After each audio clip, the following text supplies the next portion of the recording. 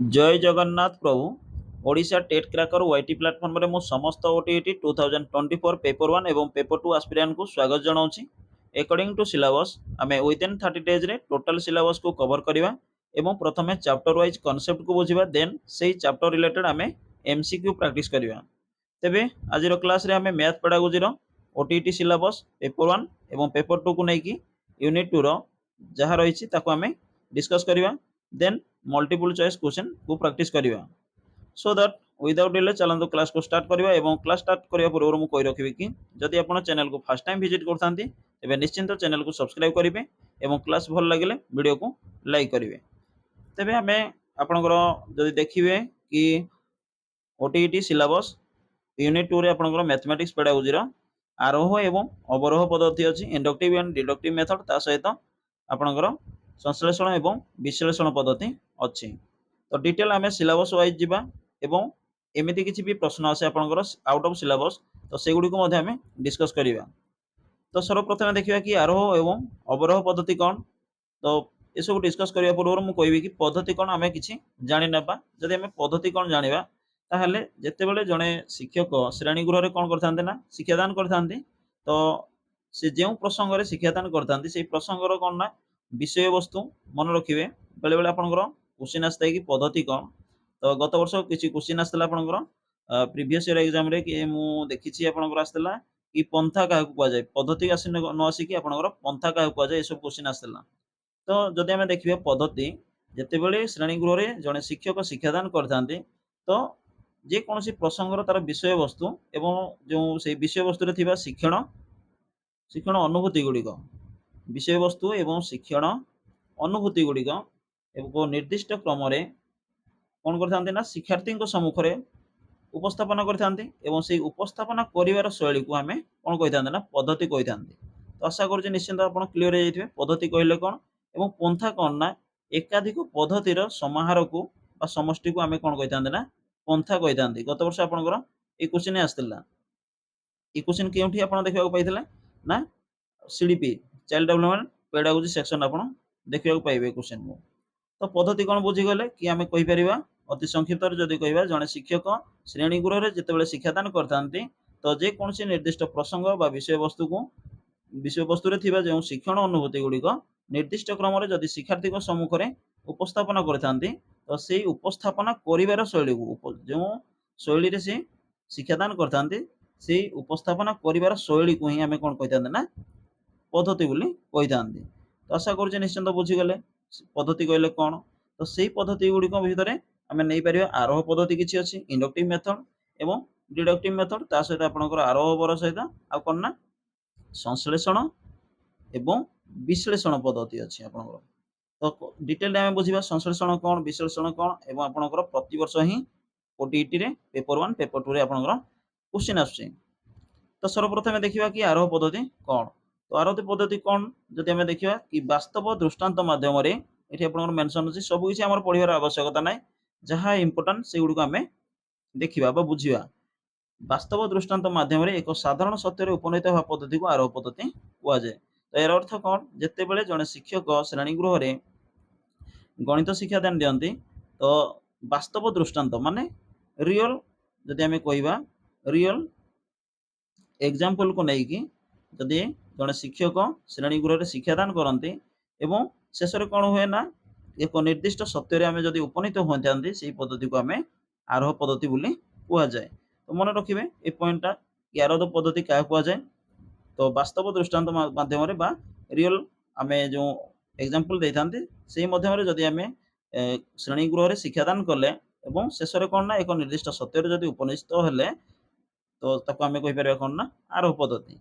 केतेक अनुभूतिर जो साधारण सत्य मिले विभिन्न परीक्षा निरीक्षार जो साधारण नियम बा सूत्र संग्रह करा जाए एवं आरोह पद्धति द्वारा आम कौन ना केतेक सूत्र संग्रह करते ही आरोह पद्धति द्वारा संभव होता है। तो जो सूत्र गुड़िक आम निर्णय करते मनकर आपन को मुझे कि ए प्लस बी रोल स्क्वायर सूत्र जहाँ मन रखिंट ए प्लस बी होल क्यू सूत्र जहाँ किसी मन रखिंट ये सब गुड़िक कौन ना आरोह पद्धति द्वारा ही आपणकर आसची। कारण शेष में आम कौन ना एक सूत्र मिलता है आमको एक निर्दिष्ट गोटे आम सत्य उपनीत होता साधारण सत्य गोटे आम उपनीत होता। ତେଣୁ ଏହା କେବଳ ସମ୍ଭବ ହୋଇଥାଏ ଆରୋହ ପଦ୍ଧତି ଦ୍ୱାରା। ତ ଆରୋହ ପଦ୍ଧତି କହିଲେ କ'ଣ ବୁଝିଗଲେ? ଏବେ ଦେନ୍ ଆମେ ଦେଖିବା କି ଏହି ପଦ୍ଧତିରେ ଯେଉଁ ବିଶେଷ ଦୃଷ୍ଟାନ୍ତ ମାନ ଦେଇଛନ୍ତି ସେଗୁଡ଼ିକୁ ଆମେ ସାଧାରଣତଃ ମୂର୍ତ୍ତ ଏବଂ ମୂର୍ତ୍ତ ଜିନିଷରୁ ଆମକୁ ଅମୂର୍ତ୍ତ ସିଦ୍ଧାନ୍ତରେ ପହଞ୍ଚିବାକୁ ପଡ଼େ। ଏହି ପଦ୍ଧତିରେ ନିର୍ଦ୍ଦିଷ୍ଟ ସତ୍ୟରୁ ସାଧାରଣ ସତ୍ୟ ଆଡ଼କୁ ଗତି କରିବାକୁ ପଡ଼େ। ତ ଏକ୍ଜାମରେ ଯଦି ଆମେ ଦେଖିବା ଓଟିଇଟିରେ କ୍ୱେଶ୍ଚିନ୍ କିପରି ଆସିଥାଏ ନା କ୍ୱେଶ୍ଚିନ୍ ଆପଣଙ୍କର ଆସିଥାଏ କି ମୂର୍ତ୍ତରୁ ଅମୂର୍ତ୍ତକୁ ଆପଣ ମନେ ରଖିବାକୁ ପଡ଼ିବ। ଯେତେବେଳେ ଆରୋହ ପଦ୍ଧତି ଆସେ ମୂର୍ତ୍ତରୁ ଅମୂର୍ତ୍ତ ଆଡ଼କୁ ଯାଇଥାଏ ଏବଂ ଆଉ କ'ଣ ଥାଏ ନିର୍ଦ୍ଦିଷ୍ଟ ସତ୍ୟରୁ ସାଧାରଣ ସତ୍ୟ ଆଡ଼କୁ ଅଗ୍ରସର ହୋଇଥାନ୍ତି। ଏଇଟା ମନେ ରଖିବାକୁ ପଡ଼ିବ। ମୂର୍ତ୍ତରୁ ଆପଣ ମନେ ରଖିବେ ମୂର୍ତ୍ତରୁ ଅମୂର୍ତ୍ତ ଆଡ଼କୁ ଏବଂ ଯଦି ଆମେ ଦେଖିବା କି ନିର୍ଦ୍ଦିଷ୍ଟ ସତ୍ୟରୁ ସାଧାରଣ ସତ୍ୟ ଆଡ଼କୁ ଅଗ୍ରସର ହୋଇଥାଏ। କିଏ ନା ଆରୋହ ପଦ୍ଧତି ଦ୍ୱାରା। ଏବଂ ଡିଟେଲ ଯଦି ଆମେ ଦେଖିବା କି ଏଠି ଦେଖନ୍ତୁ 1 + 1 = 2 ଅଛି, 1 + 3 = 4 ଅଛି, 3 + 5 = 8 ଏବଂ 3 + 7 = 10 ଅଛି। ତ या ଦ୍ୱାରା ଆମେ କ'ଣ ଜାଣିବା କି ଦୁଇଟି ଗଣନ ସଂଖ୍ୟାର ଯୋଗଫଳ ଏକ ଗଣନ ସଂଖ୍ୟା, ଦୁଇଟି ପୂର୍ଣ୍ଣ ସଂଖ୍ୟାର ଯୋଗଫଳ ଏକ ପୂର୍ଣ୍ଣ ସଂଖ୍ୟା। ଏହା ଆପଣ କ୍ଲାସ୍ 8 ରେ ମଧ୍ୟ ପଢ଼ିଥିବେ। ତ ନିର୍ଦ୍ଦିଷ୍ଟ ଉଦାହରଣ ମାଧ୍ୟମରେ ଆମେ ଜାଣିଲେ କି ଦୁଇଟି ପୂର୍ଣ୍ଣ ସଂଖ୍ୟାର ଯୋଗଫଳ ଏକ ପୂର୍ଣ୍ଣ ସଂଖ୍ୟା। ତ ଏଇଟା ହେଉଛି କ'ଣ ନା ଆମେ ଯେଉଁ ଶେଷରେ ଜାଣିଲେ କି ଦୁଇଟି ପୂର୍ଣ୍ଣ ସଂଖ୍ୟାର ଯୋଗଫଳ ଏକ ପୂର୍ଣ୍ଣ ସଂଖ୍ୟା, ସେଇଟା ହେଉଛି ଗୋଟେ କ'ଣ ନା ଗୋଟେ ସାଧାରଣ ସତ୍ୟରେ ଆମେ ଉପନୀତ ହେଲେ ଏବଂ ଏକ୍ଜାମ୍ପଲ ଦେଇକି ପିଲାମାନଙ୍କୁ ଆମେ ଶ୍ରେଣୀ ଗୃହରେ ବୁଝେଇଲେ। ତ ସେଇ ବୁଝେଇବାର ପଦ୍ଧତିଟା ହିଁ ହେଉଛି କ'ଣ ନା ବା ବୁଝେଇବାର ସେଇ ଶୈଳୀଟା ହେଉଛି ଆପଣଙ୍କର କ'ଣ ନା ଆରୋହ ପଦ୍ଧତି। ଦେନ୍ ଆମେ ଦେଖିବା ଆପଣଙ୍କର ଯାହା କ୍ୱେଶ୍ଚିନ୍ ଆସେ ସେଗୁଡ଼ିକୁ ଆମେ ଡିସ୍କସ୍ କରିବା କି ଆରୋହ ପଦ୍ଧତିର ଯେଉଁ ଉପଯୋଗିତା ଗୁଡ଼ିକ କ'ଣ ଅଛି ବା ଆଡଭାଣ୍ଟେଜ କ'ଣ ଅଛି। ଏହି ପଦ୍ଧତି ମନସ୍ତାତ୍ତ୍ୱିକ ଓ ସ୍ୱାଭାବିକ ୟାକୁ ମନେ ରଖିବେ। ଏହା ସିଦ୍ଧାନ୍ତୀକରଣର ଭିତ୍ତିପ୍ରସ୍ତର ସ୍ଥାପନ କରିଥାଏ। ଏହି ପଦ୍ଧତିରେ ଶିକ୍ଷାଦାନ ଅଧିକ ସକ୍ରିୟ ଏବଂ ଅର୍ଥପୂର୍ଣ୍ଣ ହୁଏ। ଏଥିରେ ଆବିଷ୍କାର ମନୋବୃତ୍ତିର ବିକାଶ ସାଧନ ହୁଏ କାହାର ନା ଶିକ୍ଷାର୍ଥୀମାନଙ୍କର। ଏହା ଶିକ୍ଷାର୍ଥୀମାନଙ୍କ ମଧ୍ୟରେ ଆତ୍ମବିଶ୍ୱାସ ସୃଷ୍ଟି କରିଥାଏ। ବାସ୍ତବ ଜୀବନ ପାଇଁ ଏହି ପଦ୍ଧତି ଅଧିକ ଉପଯୋଗୀ ବା ବିଶେଷ ଉପଯୋଗୀ। ତ ଇଏ ହେଉଛି କ'ଣ ନା ଯଦି ଆମେ ଦେଖିବା କି ଆରୋହ ପଦ୍ଧତିର ଉପଯୋଗିତା, ତ ଆପଣଙ୍କର ଏକ୍ଜାମରେ ଏଇଗୁଡ଼ାକ ହିଁ ଆସିଥାଏ। ତ ଏଇ ପଏଣ୍ଟ ଗୁଡ଼ାକ ମନେ ରଖିବେ, ନିଶ୍ଚିନ୍ତ ଆପଣ ଏକ୍ଜାମରେ ଆସିବାର ସମ୍ଭାବନା ଅଛି। ଦେନ୍ ଆମେ ଦେଖିବା କି ସୀମିତତା କ'ଣ ଅଛି ବା ତାର ଲିମିଟେସନ୍ କ'ଣ ଅଛି। ତ ଯଦି ଆମେ ଦେଖିବା ଦେଖନ୍ତୁ ପ୍ରତି କ୍ଲାସ୍ରେ ଜଣେ ଶିକ୍ଷକ ଯଦି ବାସ୍ତବ ଉଦାହରଣ ଦେଇକି ସେ ତାଙ୍କର କ୍ଲାସ୍ ନେବେ ବା ଶିକ୍ଷାଦାନ କରାଇବେ ତାହେଲେ ପ୍ରୋବ୍ଲେମ୍ କ'ଣ ହେବ? ନିଶ୍ଚିନ୍ତ ରୂପେ ପ୍ରୋବ୍ଲେମ୍ ହେବ କି ସିଲାବସ୍ କଭର ହୋଇପାରିବ ନାହିଁ। ଇଏ ହେଉଛି ପ୍ରଥମ ରିଜନ୍। ଦେନ୍ ଆମେ ଯଦି ଦେଖିବା ଏହି ପଦ୍ଧତି ବିସ୍ତାରିତ, ସୁଦୀର୍ଘ, ସମୟ ସାପେକ୍ଷ, ପରିଶ୍ରମ ସାଧ୍ୟ ଅଟେ। ଜଣେ ଶିକ୍ଷକଙ୍କୁ ଅଧିକ ପରିଶ୍ରମ କରିବାକୁ ପଡ଼ିବ। ଦେନ୍ ତା ପାଇଁ ଅଧିକ ସମୟ ମଧ୍ୟ ଲାଗିବ। ସୁଦୀର୍ଘ ନିଶ୍ଚିନ୍ତ ଯେଉଁ 40 ମିନିଟ୍ରେ ଯେଉଁ ପିରିୟଡ଼ ଆମର ରହୁଛି କି କ୍ଲାସ୍ରେ, ତ ଶ୍ରେଣୀ କକ୍ଷରେ ଯେଉଁ 40 ମିନିଟ୍ ସମୟ ରହୁଛି ସେ 40 ମିନିଟ୍ ଭିତରେ ଆମେ ଯେତିକି କୋର୍ସକୁ କମ୍ପ୍ଲିଟ୍ କରିବାର ଅଛି ବା ସିଲାବସ୍ ଅନୁସାରେ ଆମେ ଯେତିକି ପାଠ ସାରିବାର ଅଛି ସେତିକି ନ ସରିକି ନିଶ୍ଚିନ୍ତ କମ୍ ସରିଥାଏ, ଯେହେତୁ ସମୟର ଆବଶ୍ୟକତା ଅଛି। ଏବଂ ଏହି ପଦ୍ଧତି ବିସ୍ତାରିତ, ନିଶ୍ଚିନ୍ତ ଏହା ବିସ୍ତାରିତ ବା ସୁଦୀର୍ଘ ଆମେ କହିପାରିବା। ତେଣୁ ଏହା ହେଉଛି କ'ଣ ନା ତାର ସୀମିତତା, ତାକୁ ମନେ ରଖିବେ ଆରୋହ ପଦ୍ଧତି। ଏବଂ ଆରୋହ ପଦ୍ଧତିରେ ଯାହା ଆମେ ଜାଣିଲେ ତାର ବିପରୀତ ହେଉଛି ଆପଣଙ୍କର ଅବରୋହ ପଦ୍ଧତି ବା ଡିଡକ୍ଟିଭ୍ ମେଥଡ଼। ତ ଡିଡକ୍ଟିଭ୍ ମେଥଡ଼ କ'ଣ ଜାଣିବା ଆମେ କି ଆଉ କ'ଣ ହେଇଥାଏ ନା ଏହା ଶିକ୍ଷାର୍ଥୀମାନଙ୍କ ମାନସିକ କ୍ଳାନ୍ତି ଅନାଗ୍ରହ ସୃଷ୍ଟି କରିଥାଏ। ଦକ୍ଷ ଶିକ୍ଷକଙ୍କ ଆବଶ୍ୟକ ହୋଇଥାଏ। ତେଣୁ ସବୁ କିଛି ଚାପ୍ଟରକୁ ଆମେ ଯଦି ଏକ୍ଜାମ୍ପଲ ଦେଇକି ବୁଝେଇବା ତାହେଲେ ଏଥିରେ କ'ଣ ନା ଜଣେ ଦକ୍ଷ ଶିକ୍ଷକଙ୍କର ଆବଶ୍ୟକତା ଅଛି। ତେଣୁ ଏମିତି ନୁହଁ କି ଆମେ ପ୍ରତ୍ୟେକ ବିଦ୍ୟାଳୟ ଗୁଡ଼ିକରେ ଗଣିତ ଶିକ୍ଷା ପାଇଁ ଦକ୍ଷ ଶିକ୍ଷକଙ୍କର ଏମିତିରେ ତ ଅଭାବ ଅଛି। ତେଣୁ ଏଠି ଦକ୍ଷ ଶିକ୍ଷକଙ୍କର ଆବଶ୍ୟକତା ପଡ଼ିଥାଏ, କାରଣ ଆରୋହ ପଦ୍ଧତି ମାନେ ନିଶ୍ଚିନ୍ତ ବାସ୍ତବ ଉଦାହରଣ ମାଧ୍ୟମରେ ସବୁକିଛି ଆମ ଶ୍ରେଣୀ ଗୃହରେ ପଢ଼େଇବାକୁ ପଡ଼ିଥାଏ। ତ ଇଏ ରହିଲା ଆରୋହ ପଦ୍ଧତି। ଦେନ୍ ଦେଖିବା ଆମେ କି ଅବରୋହ ପଦ୍ଧତି କ'ଣ। ତ ଅବରୋହ ପଦ୍ଧତି ହେଉଛି ଡିଡକ୍ଟିଭ୍ ମେଥଡ଼ ଏବଂ ଆରୋହ ପଦ୍ଧତିର ବିପରୀତ ହିଁ ହେଉଛି ଅବରୋହ ପଦ୍ଧତି। ତ ଅବରୋହ ପଦ୍ଧତି ଆରୋହ ପଦ୍ଧତିର ବିପରୀତ ପ୍ରକ୍ରିୟା। ଏଥିରେ ଏକ ସାଧାରଣ ସତ୍ୟ ବା ସିଦ୍ଧାନ୍ତକୁ ନେଇ ନିର୍ଦ୍ଦିଷ୍ଟ କ୍ଷେତ୍ରରେ ପ୍ରୟୋଗ କରାଯାଇଥାଏ। ସେଠି ଆମେ ସୂତ୍ରକୁ ବାହାର କଲେ ବାସ୍ତବ ଦୃଷ୍ଟାନ୍ତ ମାଧ୍ୟମରେ ବା ବାସ୍ତବ ଉଦାହରଣ ଦେଇକି ଏକ ନିର୍ଦ୍ଦିଷ୍ଟ ସତ୍ୟରେ ଉପନୀତ ହେଲେ, କିନ୍ତୁ ଏଠି କ'ଣ ହୋଇଥାଏ ଯଦି ଆମେ ଦେଖିବା ନା ଯେଉଁ ସୂତ୍ର ଆମେ ପାଇଥାନ୍ତି ସେ ସୂତ୍ରକୁ ନେଇକି ସେଠି ଆମେ ପ୍ରୟୋଗ କରିଥାନ୍ତି। ଇଏ ହେଉଛି ଅବରୋହ ପଦ୍ଧତି ଏବଂ ଗଣିତରେ ଆରୋହ ଅପେକ୍ଷା ଅବରୋହ ପଦ୍ଧତିର ପ୍ରୟୋଗ ସର୍ବାଧିକ। ଯେତିକି ବି ଆମେ ଗଣିତ ଶିକ୍ଷାଦାନ ଦେଖିଥାଉ ଆମର ବିଦ୍ୟାଳୟ ଗୁଡ଼ିକରେ ପ୍ରାୟତଃ ଅବରୋହ ପଦ୍ଧତିକୁ ସମସ୍ତେ ଅନୁସରଣ କରିଥାନ୍ତି, କାରଣ ଏହା ଶୀଘ୍ର ସିଲାବସ୍ କମ୍ପ୍ଲିଟ୍ ହେଇଥାଏ ଏବଂ ପିଲାମାନଙ୍କ ମଧ୍ୟରେ ମାନସିକ କ୍ଳାନ୍ତି ସୃଷ୍ଟି କରିନଥାଏ, ବେଶୀ ସମୟ ସାପେକ୍ଷ ନଥାଏ। ତ ଏଥିରେ ବିଦ୍ୟାର୍ଥୀମାନଙ୍କୁ ଏକ ପୂର୍ବ ପ୍ରତିଷ୍ଠିତ ସୂତ୍ର ବା ନିୟମ ଦିଆଯାଇ ନିର୍ଦ୍ଦିଷ୍ଟ ସମସ୍ୟା ସମାଧାନ କରିବାକୁ କୁହାଯାଏ। ତ ଯଦି ଆମେ ଦେଖିବା ସୂତ୍ର ମନେକର a ପ୍ଲସ୍ b ର ହୋଲ୍ ସ୍କୋୟାର ଏସବୁ ଫର୍ମୁଲାକୁ ନେଇକି ଆମେ ଯଦି ଆପ୍ଲାଏ କରିଦେବା ତାହେଲେ ଆମର ମ୍ୟାଥମେଟିକ୍ସର ଯାହା ପ୍ରୋବ୍ଲେମ୍ ଥିବ ତାହା ସଲ୍ଭ ହେଇଯାଏ। ତ ସୂତ୍ର ମନେ ରଖିବାକୁ ପଡ଼ିଥାଏ, ଏଠି ଫର୍ମୁଲାକୁ ମନେ ରଖିବାକୁ ପଡ଼ିବ।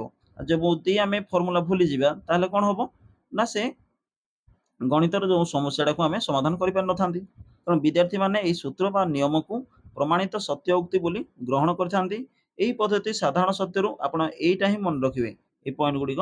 ଏହି ପଦ୍ଧତି ସାଧାରଣ ସତ୍ୟରୁ ନିର୍ଦ୍ଦିଷ୍ଟ ସତ୍ୟ ଆଡ଼କୁ ଏବଂ ଅମୃତରୁ ମୂର୍ତ୍ତ ଆଡ଼କୁ ଅଗ୍ରସର ହୋଇଥାଏ। ଏହି ପଦ୍ଧତି ନିର୍ଭୁଲ ଫଳପ୍ରଦ ହୋଇପାରିବ ଯଦି ସିଦ୍ଧାନ୍ତରେ ଥିବା ଉକ୍ତି ଗୁଡ଼ିକର ନିମ୍ନଲିଖିତ ଲକ୍ଷଣମାନ ଥିବ। ଯଦି ଆପଣଙ୍କର ପ୍ରଶ୍ନପତ୍ର ଭୁଲ ଥିବ ତାହେଲେ ସଲ୍ଭ କରିବାରେ ନିଶ୍ଚିତ ପ୍ରୋବ୍ଲେମ୍ ଆସିବ। ତ ଉକ୍ତି ଗୁଡ଼ିକ ସୁସଙ୍ଗତ ହୋଇଥିବା ଉଚିତ, ଅର୍ଥାତ୍ ଉକ୍ତି ଗୁଡ଼ିକ ପରସ୍ପର ବିରୋଧୀ ହେଉନଥିବ, ଉକ୍ତି ଗୁଡ଼ିକ ସରଳ ହୋଇଥିବ ଏବଂ ଏଥିରେ ଦ୍ୱି ଅର୍ଥବୋଧକ ଶବ୍ଦ ବା ବାକ୍ୟର ବ୍ୟବହାର ହୋଇନଥିବ। ଦେନ୍ ଉକ୍ତି ଗୁଡ଼ିକ ପ୍ରତିଷ୍ଠିତ ତଥ୍ୟବଳୀ ଓ ଅନୁଭୂତିର ବିରୁଦ୍ଧାଚରଣ କରୁନଥିବ। ଏକ୍ସାମ୍ପଲ ଯଦି ଆମେ ଦେଖିବା 27 ଓ 29ର ଯୋଗଫଳ ଯୁଗ୍ମ ନା ଅଯୁଗ୍ମ ସଂଖ୍ୟା ହେବ। କାରଣ ଯଦି ଆମେ ଦେଖିବା 27 ଗୋଟିଏ ଅଯୁଗ୍ମ ସଂଖ୍ୟା ଏବଂ 29 ମଧ୍ୟ ଗୋଟିଏ ଅଯୁଗ୍ମ ସଂଖ୍ୟା। ତ ୟାର ଯେତେବେଳେ ଯୋଗ ଆମେ କରିବା ତାହା ଯୁଗ୍ମ ହେବ ନା ଅଯୁଗ୍ମ ହେବ। ତ ଦୁଇଟି ଅଯୁଗ୍ମ ସଂଖ୍ୟାର ଯୋଗଫଳ ଏକ ଯୁଗ୍ମ ସଂଖ୍ୟା, ଏଟା କ'ଣ ଏଇ ସାଧାରଣ ସତ୍ୟ ଆମେ ଜାଣିଥିଲେ ବା ଆଗରୁ ଜଣା ଅଛି, ତାହା ପ୍ରୟୋଗ କରି ଆମେ ସହଜରେ କହିପାରିବା କି 27 ଓ 29ର ଯୋଗଫଳ ଏକ ଯୁଗ୍ମ ସଂଖ୍ୟା। ତ ଏଇ ଯେଉଁ ପାଇଲେ ଆମେ କି ଦୁଇଟି ଅଯୁଗ୍ମ ସଂଖ୍ୟାର ଯୋଗଫଳ ଏକ ଯୁଗ୍ମ ସଂଖ୍ୟା ବା ଦୁଇଟି ଯୁଗ୍ମ ସଂଖ୍ୟାର ଯୋଗଫଳ ଏକ ଯୁଗ୍ମ ସଂଖ୍ୟା, ଏହା କାହା ମାଧ୍ୟମରେ ଆମେ ପାଇଲେ ଯେ କି ବାସ୍ତବ ଉଦାହରଣ ମାଧ୍ୟମରେ ଆମେ ଆରୋହ ପଦ୍ଧତିରେ ଏହା এই ନିର୍ଦ୍ଦିଷ୍ଟ ସତ୍ୟରେ ଉପନୀତ ହୋଇସାରିଛନ୍ତି ବା ଜାଣିସାରିଛନ୍ତି ଆମେ। ତେଣୁ ଏଠି ଆମେ ଯେତେବେଳେ ଆପ୍ଲାଏ କରିବା କି ଦୁଇଟି ଅଯୁଗ୍ମ ସଂଖ୍ୟାର ଯୋଗଫଳ ଏକ ଯୁଗ୍ମ ସଂଖ୍ୟା, ତାହେଲେ ଆମେ ସିଧାସଳଖ ଆନ୍ସର ଦେଇପାରିବା କି ଏହା ଏକ ଗୋଟେ ଯୁଗ୍ମ ସଂଖ୍ୟା ହେବ, ତାର ଯୋଗଫଳ ଏକ ଯୁଗ୍ମ ସଂଖ୍ୟା ହେବ। ତ ଯେନ୍ ଦେଖିବା ଆଉ ଏକ ଯଦି ଏକ୍ସାମ୍ପଲ କି ପି କ୍ୟୁ ଆର୍ ତ୍ରିଭୁଜରେ ଏମ୍, ଆପଣ ଯଦି ଦେଖିବା ପି କ୍ୟୁ ଆର୍ ତ୍ରିଭୁଜରେ ପି କୋଣ ଇକ୍ୱାଲ୍ ଟୁ ହେଲା 50 ଡିଗ୍ରୀ ଏବଂ କ୍ୟୁ କୋଣ ହେଲା 45 ଡିଗ୍ରୀ ଏବଂ ଆର୍ କୋଣ କେତେ। ତ ଯଦି ଏମିତି ଆମେ ଦେଖିବା ଅବରୋହ ପ୍ରଣାଳୀରେ ବା ପଦ୍ଧତିରେ ଏହା ନିର୍ଣ୍ଣୟ କରିବା ପାଇଁ ଆମ ପାଖରେ ତ୍ରିଭୁଜର ତିନି କୋଣର ମାପର ସମଷ୍ଟି 180 ଡିଗ୍ରୀ ବା 180 ଡିଗ୍ରୀ ବୋଲି ଜଣାଥିଲେ ଆମେ ତାର ପ୍ରୟୋଗ କରିପାରିବା କି 180 ଡିଗ୍ରୀ ମାଇନସ୍ ଆମେ କରିପାରିବା କ'ଣ ନା ପି କୋଣ ପ୍ଲସ୍ କ୍ୟୁ କୋଣ। ତାହେଲେ 180 ଡିଗ୍ରୀ ମାଇନସ୍ ଆମେ କରିପାରିବା 50 ଡିଗ୍ରୀ ପ୍ଲସ୍ 45 ଡିଗ୍ରୀ, ତାହେଲେ 180 ଡିଗ୍ରୀରୁ ଆପଣ ଯଦି ମାଇନସ୍ କରିବେ 95 ଡିଗ୍ରୀ ତାହେଲେ ତାର ଆନ୍ସର ଆସିବ 85 ଡିଗ୍ରୀ। ତ ପ୍ରଥମରୁ କ'ଣ ନା ଆମେ ଜାଣିଛନ୍ତି କି ତ୍ରିଭୁଜର ତିନି କୋଣର ସମଷ୍ଟି ଆମେ ଜାଣିଛନ୍ତି କ'ଣ ନା 180 ଡିଗ୍ରୀ। ତେଣୁ ତାକୁ ନେଇକି ଆମେ ଆପ୍ଲାଏ କରିପାରିବା।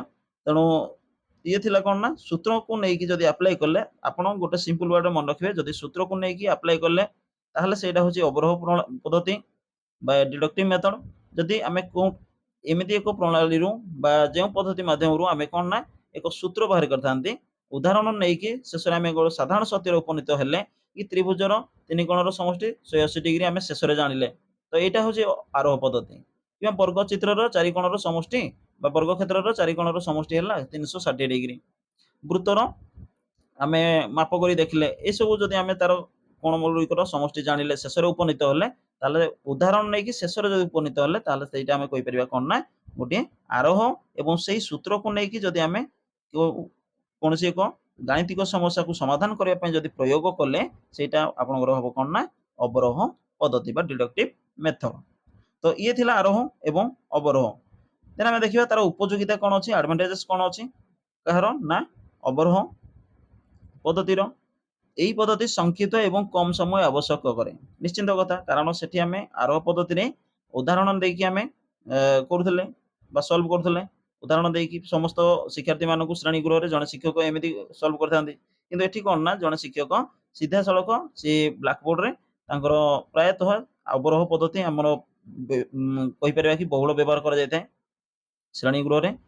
ଏବଂ ଏହା ଶିକ୍ଷାର୍ଥୀଙ୍କ ସ୍ମୃତି ଶକ୍ତିର ବିକାଶ କରିଥାଏ ନିଶ୍ଚିନ୍ତ। କାହିଁକି ନା ଯେତିକି ବି ଆମର ଗାଣିତିକ ଫର୍ମୁଲା ଗୁଡିକ ଅଛି କି ଏ ପ୍ଲସ୍ ବିର ହୋଲ୍ ସ୍କୋୟାର, ଏ ମାଇନସ୍ ବିର ହୋଲ୍ ସ୍କୋୟାର, ବଣ୍ଟନ ନିୟମ, ସହଯୋଗୀ ନିୟମ, ସମୃଦ୍ଧି ନିୟମ କିମ୍ବା ବର୍ଗ କ୍ଷେତ୍ରର କ୍ଷେତ୍ରଫଳ ବାହାର କରିବାର ସୂତ୍ର କିମ୍ବା ଯେକୌଣସି ସୂତ୍ର ଗୁଡ଼ିକୁ ଆମେ ମନେ ରଖିବାକୁ ପଡ଼ିଥାଏ ବା ଶିକ୍ଷାର୍ଥୀମାନଙ୍କୁ ମନେ ରଖିବାକୁ ପଡ଼ିଥାଏ।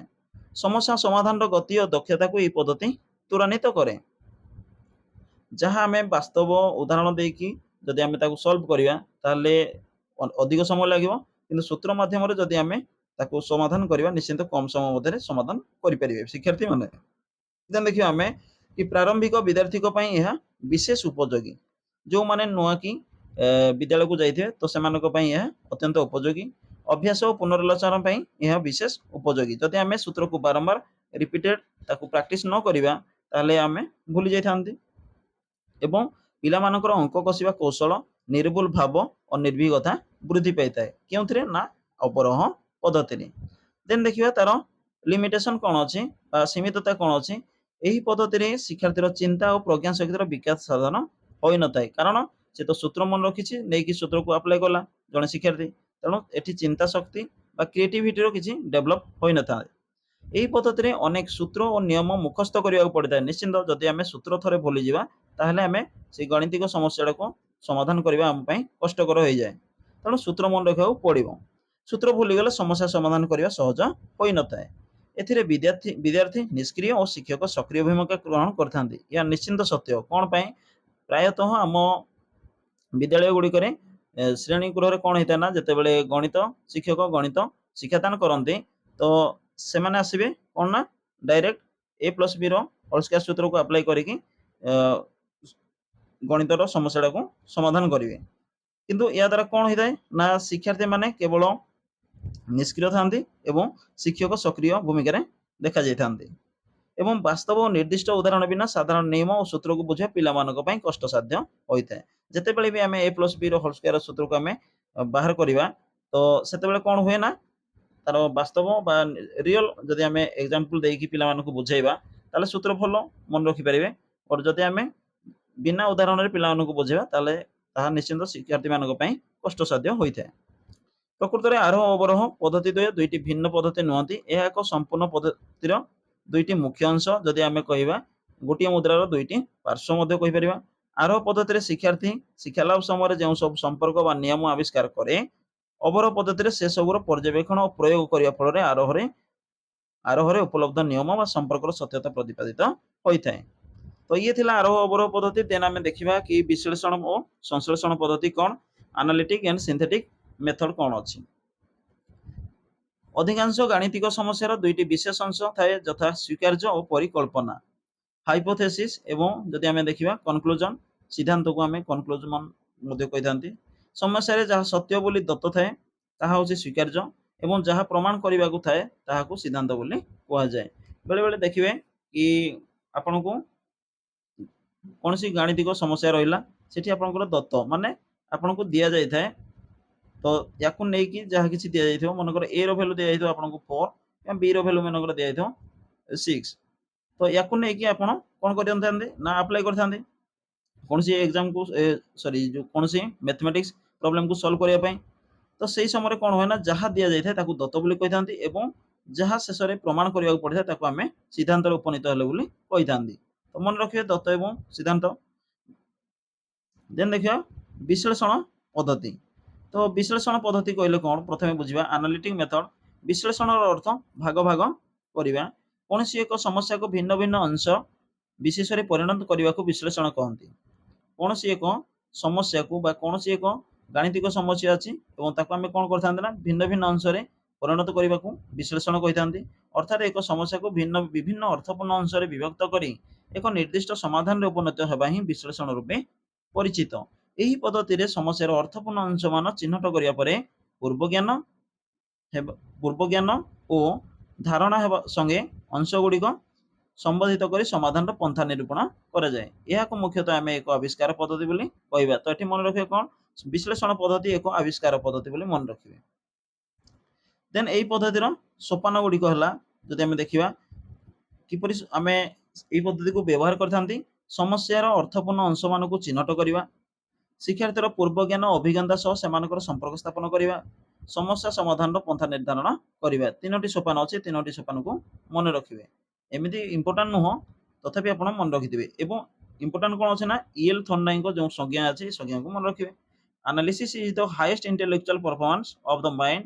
ଏହି ପଦ୍ଧତି ସିଦ୍ଧାନ୍ତରୁ ଦତ୍ତ ଆଡ଼କୁ ଯାଇଥାଏ, ଅଜ୍ଞାତରୁ ଜ୍ଞାତ ଆଡ଼କୁ, ଶେଷରୁ ଆରମ୍ଭ ଆଡ଼କୁ ଅଗ୍ରସର ହୋଇଥାଏ। ୟାକୁ ମନେ ରଖିବେ। ଇମ୍ପୋର୍ଟାଣ୍ଟ ଅଛି, ଆପଣଙ୍କର ଡାଇରେକ୍ଟ କ୍ୱେଶ୍ଚିନ୍ ଆସିଥାଏ କି ଆପଣଙ୍କର କ'ଣ ନା এই ସିଦ୍ଧାନ୍ତ ମାନେ ସିଦ୍ଧାନ୍ତରୁ ଦତ୍ତ ଆଡ଼କୁ, ଅଜ୍ଞାତରୁ ଜ୍ଞାତ ଆଡ଼କୁ, ଶେଷରୁ ଆରମ୍ଭ ଆଡ଼କୁ। ଏବଂ ଯଦି ଆମେ ଦେଖିବା, ଆପଣ ଏଠି ବି ମନେ ରଖିପାରିବେ କି ବିଶ୍ଳେଷଣ ପଦ୍ଧତି କ'ଣ ନା ଯଦି ଆମେ ମନେ ରଖିବା ତାହେଲେ ଦତ୍ତରୁ ସିଦ୍ଧାନ୍ତ ଆଡ଼କୁ ଯାଇଥାଏ, ଜ୍ଞାତରୁ ଅଜ୍ଞାତ ଆଡ଼କୁ ଯାଇଥାଏ ଏବଂ ଆପଣଙ୍କର ଆରମ୍ଭରୁ ଶେଷ ଆଡ଼କୁ ଯାଇଥାଏ। ମନେ ରଖିବେ, ଆରମ୍ଭର ଯାହା କିଛି ଆମେ ଦେଖିଲେ ତାର ସୀମିତତା କ'ଣ, ଉପଯୋଗିତା କ'ଣ, ତାର ଅପୋଜିଟ୍ ଅଛି ଆପଣଙ୍କର ଅବରୋହରେ। ଏବଂ ସଂଶ୍ଳେଷଣର ଯଦି ଆମେ ଦେଖିବା ଯାହା ଥିବ ତାର ଅପୋଜିଟ୍ଟା ହେଉଛି ବିଶ୍ଳେଷଣର। ତ ଡିଟେଲ ଯଦି ବୁଝିବା ଆମେ ଆଉ କ'ଣ ନା a by b equal to c by d ହୁଏ, ତେବେ ପ୍ରମାଣ କର ଯେ ac minus 2b square by b equal to c square minus 2bd by d। ତ ଏମିତି ଆପଣ ଅନେକ କ୍ୱେଶ୍ଚିନ୍ ଦେଖିଥିବେ। ତ ବିଶ୍ଳେଷଣ ପଦ୍ଧତିରେ ଆମେ ପ୍ରମାଣ୍ୟ ବା କ'ଣ ପ୍ରମାଣ କରିବାକୁ ହବ ସେଥିରୁ ଆରମ୍ଭ କରିବା। ଯଦି ଏମିତି ଥାଏ ତାହେଲେ ଆପଣମାନଙ୍କୁ କ'ଣ କରିବାକୁ ପଡ଼ିଥାଏ ନା ac minus 2b square by b equal to c square minus 2bd by d। ଏହା ଯଦି ସତ୍ୟ ହୁଏ କେମିତି ଆମେ ତାକୁ ସମାଧାନ କରିଥାନ୍ତି ନା ଏଇ ପ୍ରକ୍ରିୟା ମାଧ୍ୟମରେ।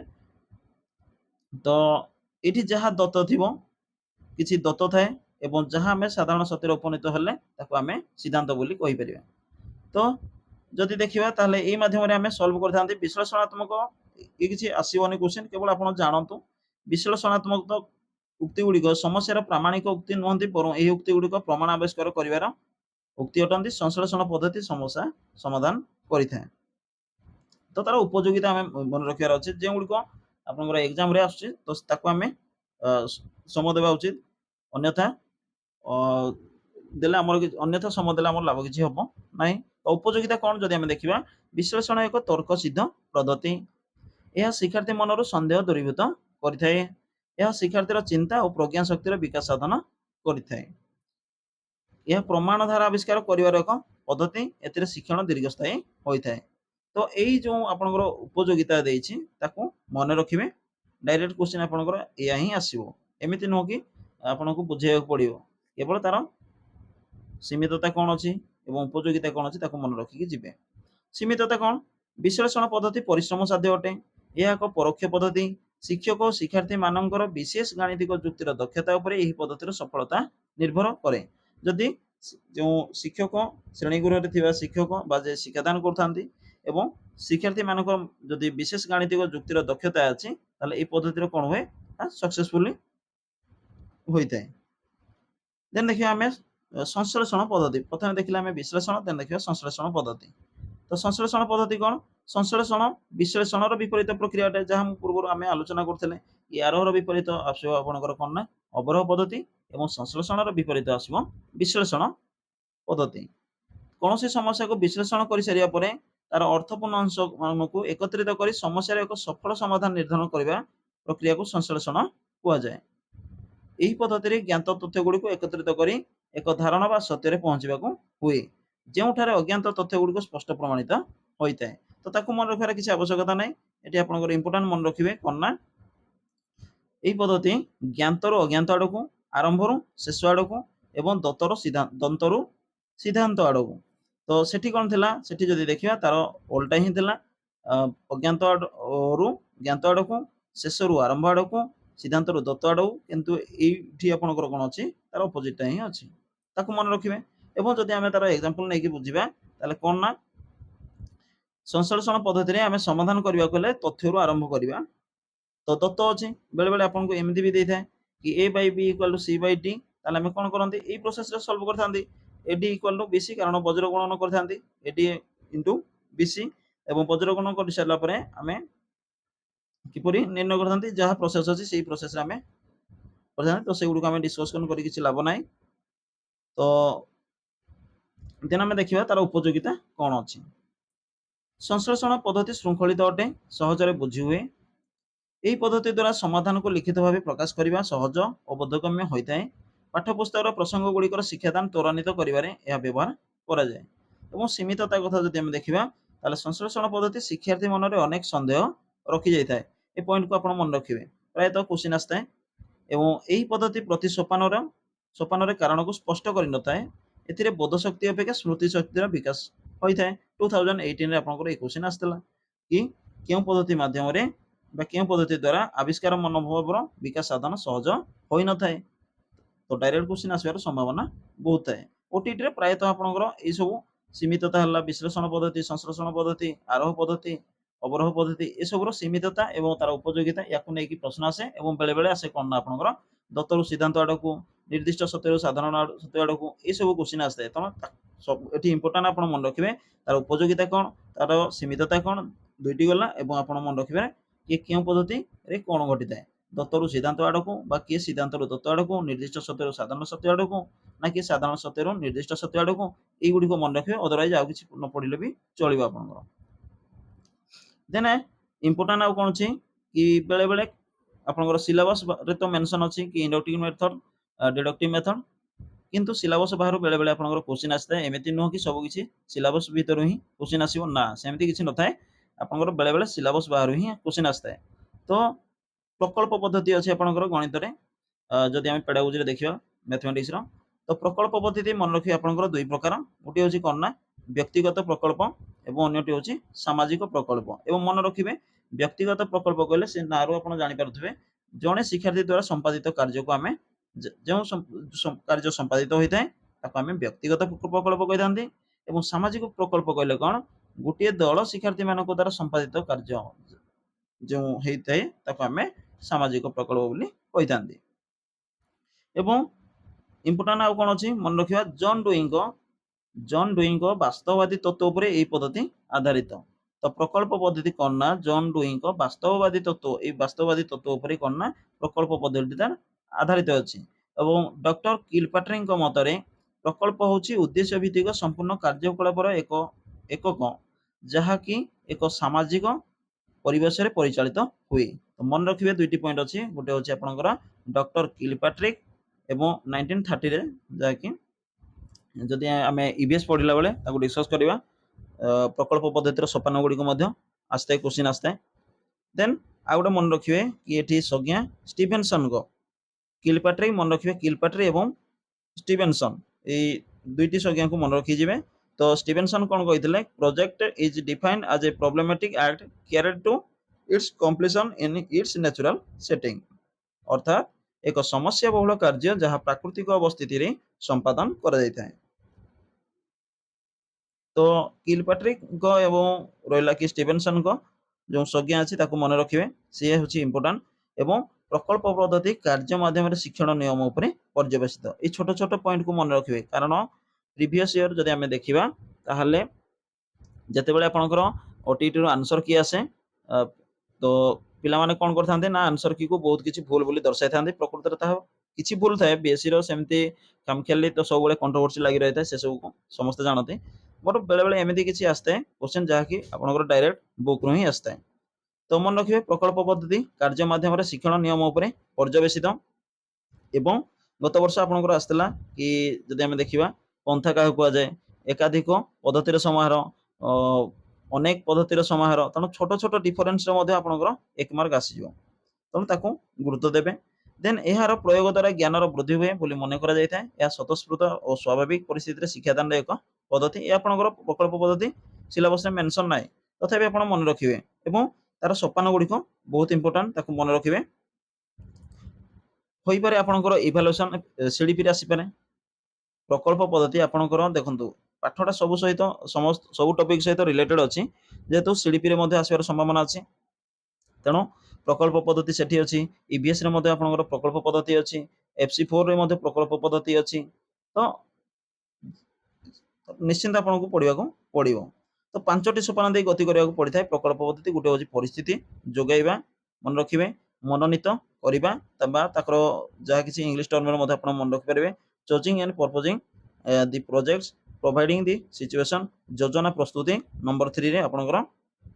ଏବଂ ଯଦି ଆମେ ଦେଖିବା କି ଆଉ କ'ଣ କ'ଣ ଅଛି, ପ୍ରକଳ୍ପ କାର୍ଯ୍ୟକାରିତା ଏବଂ ପ୍ରକଳ୍ପର ମୂଲ୍ୟାୟନ।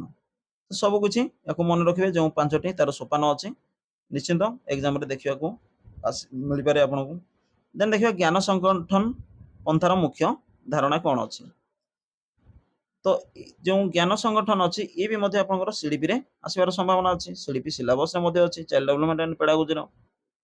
ଏବଂ ଯଦି ଆମେ ଦେଖିବା ଜ୍ଞାନ ସଂଗଠନ FC2 ବୁକ୍ରେ ମଧ୍ୟ ଡିଟେଲରେ ଅଛି, ଏବଂ ମ୍ୟାଥମେଟିକ୍ସରେ ମଧ୍ୟ ଜ୍ଞାନ ସଂଗଠନ ପନ୍ଥା ଅଛି, ମୌଳିକ ସଂଗଠନ ପନ୍ଥା ଅଛି, ସାମାଜିକ ସଂଗଠନବାଦ ର ବି ଆପଣଙ୍କର ମେନସନ ଅଛି ସିଲାବସରେ। ତ ଜ୍ଞାନ ସଂଗଠନ ପନ୍ଥା କ'ଣ, ଯଦି ଆମେ ଦେଖିବା ଜ୍ଞାନ ସଂଗଠନ ପନ୍ଥାର ମତକୁ ସମର୍ଥନ କରୁଥିବା ଏବଂ ତା ଉପରେ ଗବେଷଣା କରୁଥିବା ପ୍ରମୁଖ ଶିକ୍ଷାବିତ ମାନେ ହେଲେ ଜିମ୍ ପିଆଜେ, ଲେଭ ଭାଇଗୋଟସ୍କି, ବ୍ରୋନର ଓ ପସନର। ଗତ ବର୍ଷ এই କୋଶ୍ଚିନ୍ ଆପଣଙ୍କର ସିଡିପିରେ ଆସିଥିଲା। ଜ୍ଞାନ ସଂଗଠନ ପନ୍ଥାର ନିମ୍ନୋକ୍ତ ମଧ୍ୟରୁ କିଏ ସମର୍ଥନ କରୁନଥିଲେ, ଏମିତି କ'ଣ ଗୋଟେ କୋଶ୍ଚିନ୍ ଆସିଥିଲା ସିଡିପିରେ, ପ୍ରିଭିୟସ୍ ଇୟର କୋଶ୍ଚିନ୍ 2022 ର।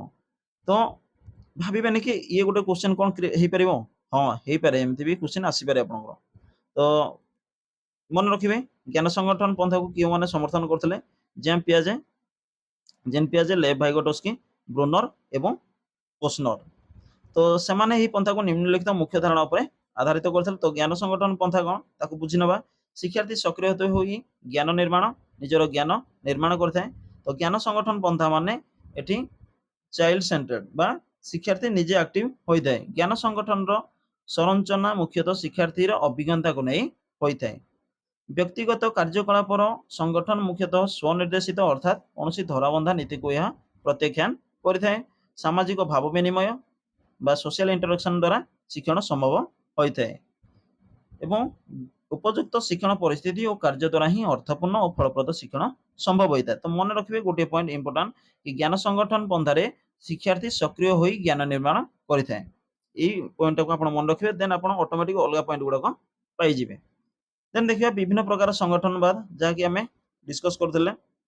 ମୌଳିକ ସଂଗଠନବାଦ କୋଶ୍ଚିନ୍ ଆସିଛି, କୋଶ୍ଚିନ୍ ଏଠି ବି ମ୍ୟାଥମେଟିକ୍ସରେ ଦେଖିବାକୁ ମିଳିପାରେ, କିମ୍ବା ଆପଣଙ୍କର ଚାଇଲ୍ଡ ଡେଭଲପମେଣ୍ଟ ପେଡାଗୋଜିରେ ମଧ୍ୟ ଦେଖିବାକୁ ମିଳିପାରେ।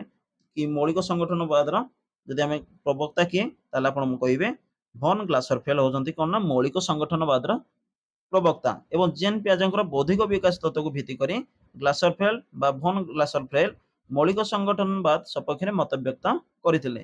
ଏହାର ମୁଖ୍ୟ ଧାରଣା ଗୁଡ଼ିକ କ'ଣ କ'ଣ ତାକୁ ଆମେ ଡିସ୍କସ୍ କରିବା। ବିଦ୍ୟାର୍ଥୀ ସକ୍ରିୟ ଅଂଶଗ୍ରହଣ କରି ଜ୍ଞାନ ନିର୍ମାଣ କରେ। ଜ୍ଞାନ ସଂଗଠନ ପନ୍ଥା ଯାହା ମୌଳିକ ସଂଗଠନବାଦ ମଧ୍ୟ ସମାନ, ଏବଂ ନିଜର ଅଭିଜ୍ଞତାକୁ ପରିବେଶର ଅଭିଜ୍ଞତା ସହ ସମ୍ବନ୍ଧିତ କରି ତାର ଅଭିଜ୍ଞତାର ପରିବର୍ତ୍ତନ ଏବଂ ପୁନର୍ବିନ୍ୟାସ କରିଥାଏ। ତ ଯଦି ଆମେ କହିବା ପୂର୍ବ ଅଭିଜ୍ଞତା ପ୍ଲସ୍ ନୂତନ ଅଭିଜ୍ଞତା ମିଶି ତାର ଜ୍ଞାନ ନିର୍ମାଣ ହୋଇଥାଏ। ପୂର୍ବ ଅଭିଜ୍ଞତା ଯାହା ଥାଏ ଶିକ୍ଷାର୍ଥୀଠାରେ ଏବଂ ନୂତନ କିଛି ଅଭିଜ୍ଞତାକୁ ସମ୍ମିଳିତ ହୋଇ ତାର ଜ୍ଞାନ ନିର୍ମାଣ କରିଥାଏ ଏବଂ ଜ୍ଞାନର ପୁନର୍ବିନ୍ୟାସ କରିପାରିଥାଏ। ତେଣୁ ଦେଖିବା ଆମେ ଏହି ମତବାଦରେ ବିଦ୍ୟାର୍ଥୀଠାରେ ଥିବା ଅଭିଜ୍ଞତା ସହ ନୂତନ ଅଭିଜ୍ଞତା ସମ୍ମିଳିତ ହୋଇ ଜ୍ଞାନ ନିର୍ମାଣ କରିଥାଏ, ଅର୍ଥାତ୍ ଶିକ୍ଷଣ ସମ୍ପୂର୍ଣ୍ଣ ବ୍ୟକ୍ତି ଦ୍ୱାରା ପରିଚାଳିତ ଏବଂ ବିଦ୍ୟାର୍ଥୀ ଉପରେ ନିର୍ଭରଶୀଳ ହୋଇଥାଏ। କିନ୍ତୁ ଆମେ ଯଦି ଦେଖିବା ସାମାଜିକ ସଂଗଠନବାଦ, ଏହା ସମ୍ପୂର୍ଣ୍ଣ ଭିନ୍ନ। ଏବଂ ସାମାଜିକ ସଂଗଠନବାଦର ଯଦି ଆମେ ଦେଖିବା କି ତାର ପ୍ରବକ୍ତା କିଏ, ନା ଆମେ କହିପାରିବା ରଷିଆର ମନସ୍ତତ୍ତ୍ୱବିତ୍ ଲେଭ ଭାଇଗୋଟସ୍କି। ତ ଡିଟେଲରେ ଆମେ ଏକ କନସେପ୍ଟ କ୍ଲାସରେ ଡିଟେଲ ବୁଝିବା କି ଜିନ୍ ପିଆଜେଙ୍କର ଯେଉଁ ବୌଦ୍ଧିକ ବିକାଶ ଅଛି ଏବଂ ସାମାଜିକ ସଂଗଠନବାଦ ଆମର ଲେଭ ଭାଇଗୋଟସ୍କି, ତାକୁ ନେଇକି ଆମେ ଡିଟେଲରେ ଏକ ଚାପ୍ଟରରେ ଡିସ୍କସ୍ କରିବା। ଏବଂ ରଷିଆର ମନସ୍ତତ୍ତ୍ୱବିତ୍ ଲେଭ ଭାଇଗୋଟସ୍କି, ଯିଏକି ସାମାଜିକ ସଂଗଠନବାଦର ପ୍ରବକ୍ତା, ଏହା ନିମ୍ନଲିଖିତ ମୁଖ୍ୟ ଧାରଣା ଉପରେ ପର୍ଯ୍ୟବେସିତ। ଲାଗୁଛି 2000 ଆପଣଙ୍କର 18ରେ ଆସିଥିଲା ଏ କୋଶ୍ଚିନ୍ କି ସାମାଜିକ ସଂଗଠନବାଦର ମୁଖ୍ୟ ଧାରଣା ଗୁଡ଼ିକ ନିମ୍ନୋକ୍ତ ମଧ୍ୟରୁ କେଉଁଟି ନୁହେଁ। ତ ୟାର କୋଶ୍ଚିନ୍ର ଆନ୍ସର ଆପଣ ନିଶ୍ଚିନ୍ତ ଯଦି ଜାଣିଥିବେ କି ବାସ୍ତବତା, ଜ୍ଞାନ, ଶିକ୍ଷଣ, ଆପଣ ଏସବୁ ନ ବୁଝନ୍ତୁ କିଛି ଆବଶ୍ୟକତା ନାହିଁ, କିନ୍ତୁ ଯଦି ଆପଣ ବାସ୍ତବତା ରହିଲା, ଜ୍ଞାନ, ଶିକ୍ଷଣ, ଏ ତିନୋଟି ଯଦି ମନେ ରଖିଥିବେ, ତାହେଲେ ଆଉ ଗୋଟିଏ ଆପଣଙ୍କର ଅପସନ୍ ଥିବ, ନିଶ୍ଚିନ୍ତ ଆପଣ ଅପସନ୍ ଏଲିମିନେଟ୍ କରିକି ମଧ୍ୟ ଦେଇପାରିବେ। ତ 2018ରେ କୋଶ୍ଚିନ୍ ଆସିଥିଲା, ଏବଂ ମନେ ରଖିବେ କି ତାର ଯେଉଁ ଧାରଣା ଗୁଡ଼ିକ ବାସ୍ତବତା, ଜ୍ଞାନ ଏବଂ ଶିକ୍ଷଣ। ଦେନ୍ ଆମେ ଦେଖିବା କି ଭାଇଗୋଟସ୍କିଙ୍କ ମତ ଅନୁଯାୟୀ ବିଦ୍ୟାର୍ଥୀର ବୌଦ୍ଧିକ ବିକାଶ ତାର ସାମାଜିକ ଓ ସାଂସ୍କୃତିକ ପରିବେଶ ସହିତ ଭାବ ବିନିମୟ ଉପରେ ହିଁ ନିର୍ଭର କରେ। କାରଣ ଜିନ୍ ପିଆଜେଙ୍କର ଯଦି ଆମେ ଦେଖିବା ବୌଦ୍ଧିକ ବିକାଶ, ତ ଶିକ୍ଷାର୍ଥୀ ନିଜେ ତାର ଜ୍ଞାନ ନିର୍ମାଣ କରିଥାଏ ଏବଂ ଆକ୍ଟିଭ ରୋଲ୍ ପ୍ଲେ କରିକି ସେ सोसाइटी निजे तार ज्ञान निर्माण करता किंतु एठी कोन कहउछन्ती ना जदि हमें देखिबा वाइगोटस्की तार बौद्धिक विकास तार सामाजिक और सांस्कृतिक परिवेश सहित भाव विनिमय उपरे ही निर्भर करे से तार सांग साथी शिक्षक तथा अन्य मानक सहयोग रे एवं जदि हमें देखिबा कि उपयोजन प्रक्रिया रे अभिज्ञता आहरण करे एवं विभिन्न कौशल हासिल करे फल तार कौन ना शिक्षण क्षमता और सामर्थ्य वृद्धि पाई था। यह व्यतीत ज्ञान संगठन एक सामाजिक दिग रही यही प्रक्रिया रे दलगत और सहभागी शिक्षण अर्थपूर्णता बहुमुखी दृष्टिकोण और बाह्य वास्तवतार अंतर्मुखी प्रतिनिधित्व ପାଇଁ କ୍ଷେତ୍ର ମିଳିଥାଏ। ତ ଇମ୍ପୋର୍ଟାଣ୍ଟ ଏସବୁ କିଛି ନାହିଁ ଆମକୁ ମନେ ରଖିବାକୁ ପଡ଼ିବ କି ସଂଗଠନବାଦରେ ଯେଉଁ ପନ୍ଥାରେ ଶିକ୍ଷକଙ୍କର ଭୂମିକା କ'ଣ କ'ଣ ଥାଏ। ତ ଶିକ୍ଷକ ଶିକ୍ଷାର୍ଥୀଙ୍କ ସମ୍ପର୍କରେ ବୁଝିବେ शिक्षण समय शिक्षक सहायता देवे देन शिक्षार्थी मानक सह मिसी विभिन्न कार्य करेंगे शिक्षक शिक्षार्थी मिलित आलोचना ପାଇଁ क्षेत्र प्रस्तुति करेंगे शिक्षार्थी ज्ञान निर्माण कर शिक्षक सहायक हेबे एवं विषयगत ज्ञान जहाँकि आम कही सब्जेक्ट टीचर क्लास रे एवं शिक्षादान शिक्षक कौशल शिक्षक निजर दक्षता वृद्धि करेंगे पिलामानंकु ज्ञान संगठन करने को प्रेरणा देवे यह कौन अच्छे ना संगठनवाद पंथार जन शिक्षक भूमिका तो युड़िक सी शिक्षक निर्वाह करेंगे पिलामानंकु ज्ञान संगठन करने को प्रेरणा देवे स्व विश्लेषण आत्मसमीक्षा आत्म प्रतिफलन आत्म सचेतनता सृष्टि करने वाले विभिन्न कार्य सुजोग और परिवेश शिक्षार्थी मानक जोगाई देवा उचित। देन देखिए आपंकर सिलेबस मेंशन अच्छी कि शिक्षण कार्यभित्तिक पंथा एक्टिविटी बेस्ड अप्रोच तो एक्टिविटी बेस्ड अप्रोच जदि आम कहवा निश्चिंत आप मन रखिए कि जो कार्य करी पिला माने किछि निजे शिखि थांती ताको आमे शिक्षण कार्य बोली कहि थांती एवं जे कोनोसी शैक्षिक उद्देश्य हासिल निमंते निमित्त जो कार्य व्यक्तिगत भावे हो किंबा से दलगत भावे संपादन करने को दिया जाए जो आह्वानमूलक परिस्थिति शिक्षार्थी स्वतःस्फूर्त भाव अंशग्रहण कर आनंद शिखे ताकू शिक्षण कार्य कही था। तो क्वेश्चन भी आसी जाए शिक्षण कार्य क्या कहुए तो मन रखिए जो आह्वानमूलक परिस्थिति शिक्षार्थी स्वतःस्फूर्त भाव अंशग्रहण कर आनंद शिखे ताकू आम शिक्षण कार्य बोली कही था। एवं जदि आम देखा कि शिक्षण कार्यर उपादान गुड़िक कौन कौन शिक्षण कार्यर 4टी उपादान अच्छी तो कौन कौन से गुड़िक मन रखिए क्वेश्चन आसता है कि बेले बेले लक्ष्य केन्द्रिक आनंददायी स्वतःस्फूर्त अंश ग्रहण एवं आह्वानमूलक तो ये 4टी मन रखिए शिक्षण कार्यर उपादान गुड़िक कौन कौन क्वेश्चन आसता है। तो लक्ष्य केन्द्रिक ये सब कौन से सब मन रखार किसी आवश्यकता ना केवल तार पॉइंट गुड़ाक मन रखिए तो क्वेश्चन आसले आप निश्चिंत क्लिक करके आसीपर। देन आम देखा कि ये आपण हैंड रिटेन नोट सर्ट रे आपण नोट करें कि तार उपयोगिता कौन आरोह पद्धतिर सीमितता कौन से सब सामान जहाँ कि आम ए डिस्कस कले एवं तार उपयोगिता तार सीमितता अमूर्तर मूर्त अवरोह एवं साधारण सत्य निर्दिष्ट सत्य विश्लेषण पद्धति ठीक से आप निजे नोट करके पढ़ी पारे। तो सर्ट नोट करके आप निजे जदि रखिले निश्चिंत एग्जाम रे आपको हेल्पफुल हो पार एवं जहाँ कि आम डिस्कस कले आरोह अवरोह संश्लेषण पद्धति कौन विश्लेषण पद्धति कौन ता सहित एक्टिविटी बेस्ड अप्रोच आम डिस्कस कले ता सहित ज्ञान संगठन पंथा कौन मौलिक संगठनवाद कौन तो से रिलेटेड आम कि नेक्स्ट क्लास पुणे एमसीक्यू को प्रैक्टिस करवा जो द्वारा कि आप बेस्ट हो पार एग्जाम क्लियर करने। तो आशा करुँच जहाँ कि आम डिस्कस कले निश्चित आप बुझे थे जदि भी किसी डाउट रहे तो आप निश्चित कमेंट सेक्शन में कमेंट करके जनइबे। आपन सहित देखा एक क्लास रे। Thank you. जय जगन्नाथ।